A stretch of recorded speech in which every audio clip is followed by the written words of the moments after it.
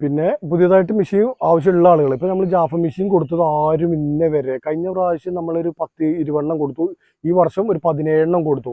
അതിൽ അന്നും ഇന്നും നമ്മളിപ്പോൾ പുതിയത് വേർഷൻ ഇറങ്ങിയത് ഏതിലും കംപ്ലൈൻറ്റ് ഇതുവരെ പറഞ്ഞിട്ടില്ല. എല്ലാം പുതിയ മെഷീനായിരുന്നു. പിന്നെ എല്ലാം നല്ല പവർ ഉള്ളതായിരുന്നു, നല്ല മൈലേജ്. നമ്മൾ പറഞ്ഞ മൈലേജ് 2.5 മുതൽ 3 എന്നാണ്. പക്ഷെ 3:40 3:50 4 മണിക്കൂർ വരെ കിട്ടിയ ആളുകളുണ്ട്. അതായത് പുല്ലിന് മാറ്റമുണ്ട്, പക്ഷെ എന്നാലും അത്രയും സമയം വരെ കിട്ടിയ ആളുകളൊക്കെ ഉണ്ട്. അപ്പം ജാഫ മെഷീൻ ഒട്ടും മോശമല്ല. പുതിയത് ആദ്യം പഴയത് ഇറങ്ങിയതിൽ എന്തൊക്കെയോ കംപ്ലൈൻറ്റ് ചില ആളുകൾ പറഞ്ഞിരുന്നു. ഇതിപ്പോൾ സ്മൂത്ത് സ്റ്റാർട്ടിംഗ് ആണ്, ഹോണ്ട പോലത്തെ സ്റ്റാർട്ടിങ്. ടു സ്റ്റോക്ക് സാധാരണ ടെമ്പർ വലിയാണല്ലോ, പിന്നെ നല്ല സെക്ഷൻ കിട്ടിയിട്ടുള്ളതല്ലേ. ഇപ്പോഴത്തത് നല്ല സ്മൂത്ത് സ്റ്റാർട്ടറാണ്. അതുകൊണ്ട് തന്നെ നമുക്ക് സ്റ്റാർട്ടാക്കുന്ന കാര്യത്തിലൊന്നും വലിയ പ്രശ്നമില്ലാത്തൊരു മെഷീനും കൂടിയാണ്. പുതിയത് ഇറങ്ങിയതാട്ടോ അതൊക്കെ. നമ്മൾ മെഷീൻ വാങ്ങിച്ച ആളുകൾ മെഷീൻ എത്തിക്കഴിഞ്ഞാൽ അന്ന് തന്നെ സ്റ്റാർട്ട് ചെയ്തുകൊണ്ട് ഒന്ന് ചെക്ക് ചെയ്യണം കേട്ടോ.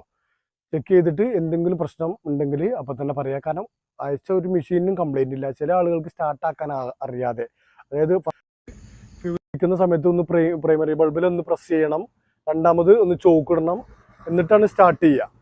അങ്ങനെ സ്റ്റാർട്ട് ചെയ്യാതെ പ്രൈമറി ബൾബിലൊന്നും പ്രസ് ചെയ്യാതെ മെഷീൻ സ്റ്റാർട്ടാവണില്ല. ഞാൻ ഒരാഴ്ച വീട്ടിൽ വെച്ചതുകൊണ്ടാണോ എന്നൊക്കെ. ഓയിൽ ഒഴിക്കാതെ വീട്ടിൽ വെച്ചാലൊന്നും പ്രശ്നമൊന്നുമില്ല, അത് ഷോറൂമിൽ കിടക്കണം അതേപോലെ തന്നെയാവും. അപ്പം ആ കാര്യം ഒന്ന് ശ്രദ്ധിക്കുക. പിന്നെ എത്തിക്കഴിഞ്ഞാൽ അപ്പം തന്നെ എത്തി എന്നുള്ള വിവരം കൂടി തരിക. അപ്പോൾ അതും തരാതെ കുറേ ആളുകൾ നിന്നുണ്ടായിരുന്നു. പിന്നെ അങ്ങോട്ട് മെസ്സേജ് അയച്ച് ചോദിച്ചിട്ട് പിന്നെ 4 ദിവസം കഴിഞ്ഞിട്ട് എത്തിയത് 4 ദിവസം മുന്നേ കിട്ടിയെന്നൊക്കെ പറയാം. അപ്പോൾ നമ്മളെന്താ പറയുക, ട്രാക്കിംഗ് നമ്പർ ചെക്ക് ചെയ്തുകൊണ്ടിരിക്കുകയായിരിക്കും. കൊറിയർ ഓഫീസുമായിട്ട് ഇങ്ങനെ ബന്ധപ്പെട്ടുകൊണ്ടിരിക്കുകയായിരിക്കും. പിന്നെ നമ്പറിലുള്ളത് കൊടുത്തിട്ടുണ്ടോ, അപ്പോൾ അവർ പറയും ഡെലിവറി ചെയ്താണ്.